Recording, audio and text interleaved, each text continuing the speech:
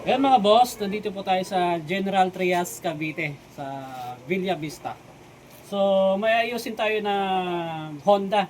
So, hindi naman to Aerox tsaka NMAX. So, Honda naman tayo. PCX 160. So, ang nangyayari dito mga boss, history muna tayo. Namamatay itong motor na to kapag mainit na yung makina. Pero, kapag pinatay mo yung susian, off and on, then push start, ayaw talaga umandar. So, bago siya umandar mga boss, kailangan lumabig yung makina. Kapag pinustart mo, i-start siya ulit. So, ang ginawa nito mga boss, nagpalit ng fuel assembly. Tapos, nagpalit ng injector, nagpalit ng spark plug. So, yon. Pagpalit, andun pa rin yung problema. So, subukan natin i-start mga boss.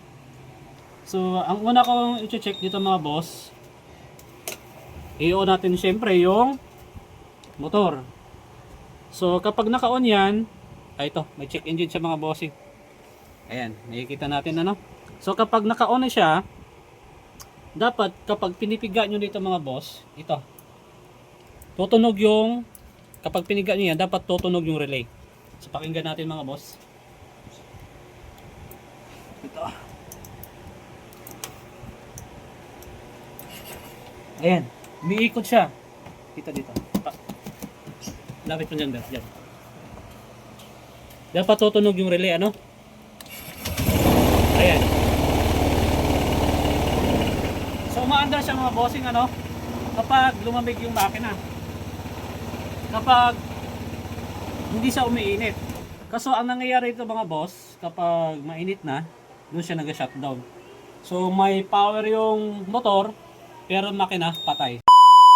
So sa mga Aerox tsaka NMAX, ang common issue, CKP sensor.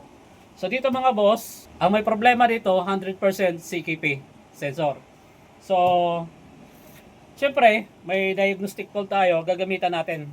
So kung wala kayong diagnostic mga boss, kapag alamin nyo lang sa customer yung history, malalaman nyo na yung problema. So, scan muna natin to para malaman natin yung problema sa diagnostic tool. Dito sa All Diagnostic Trouble Code, meron akong nakitang dalawa. Una, may problema yung speed sensor sa harap. Pangalawa, mababa yung voltahe. Pagdating naman dito sa Stored Diagnostic Trouble Codes, nakita natin na may problema talaga yung CKP sensor. At hindi nga ako nagkamali sa aking findings. Maya-maya nga mga bossing, binaklas ko na yung magneto. At wala naman akong nakitang problema dito sa stator. Makalawang lang at marumi, pero normal yan. Pagkatapos, binaffing ko ito ng grinder para lumitaw ang bakal. Pagkatapos niyan, kinabit ko na yung bagong bili na CKP sensor. Dahil nga nagloloko rin itong speed sensor dito sa harap, pagsilip ko napakaraming dumi. Kaya ito ang dahilan kung bakit nababasa ng diagnostic tool na minsan nagkakaroon ito ng problema. At sinabi nga rin ito ng aking customer. Dahil tumitirik yung motor, kailangan din natin i-check yung status ng spark plug cap.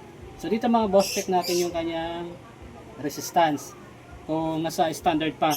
So dito mga boss, nakaset yung ating multimeter sa ohms. Okay, so kunan natin mga boss. So meron siyang 4.87. So goods na goods mga boss. Ayan, 4.87. So pasok pa rin siya. So ito yung reference natin mga boss sa mga brand new. Ito yung may resistor sa loob mga boss. So check na rin natin yan para may idea kayo kung pasok pa rin ba to kahit napakatagal na ng spark plug cap. So ayan. Okay, so meron siyang reading na 4.97. So konti lang yung pagitan. So nasa standard pa rin siya mga bossing, ano? Isa sa problema sa motor na ito, kapag ini-start, umaandar naman siya kaso mamamatay. Kaya ang ginawa, pinabili si sir ng mga pyesa. Pagkatapos, sinalpak. Pero, andon pa rin yung problema. Agoy ko. Kaya naman, sinilip ko yung throttle body. So, malinis naman siya mga bossing. Tinanggal ko na rin yung dumi sa TPS at IEC. Kaya naman, binalik ko na yung throttle para mag-testing. Kaso, mayroong problema. Kapag pinihit ko ang throttle, mataas ang minor at ang tagal bumaba. Kahit naka-ECU reset na ako. So mga boss, ito na yung PCX na dating walang idle, ano? So kapag ginagamit, pinapaandar, namamatay sir? Namamatay. So ngayon mga boss, ito na siya.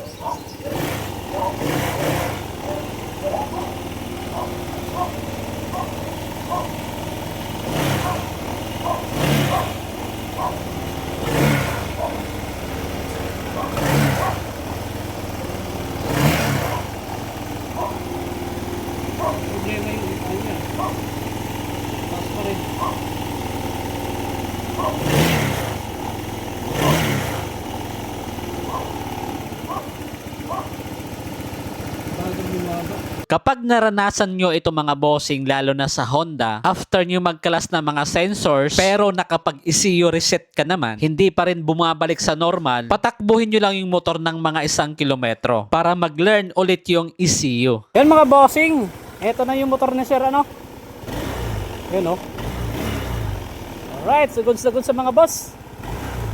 Yung dating ulang minor, eto na siya. Tapos, kanina pa to umandar mga bossing. Lagpas na to ng 30 minutes, hindi pa rin namamatay yung makina. So, same to ng problema ng Aerox kapag umiinit yung makina, mamamatay. Possible CKP sensor. Pero, dapat i-check nyo yung spark plug cap, spark plug, ignition coil. Okay?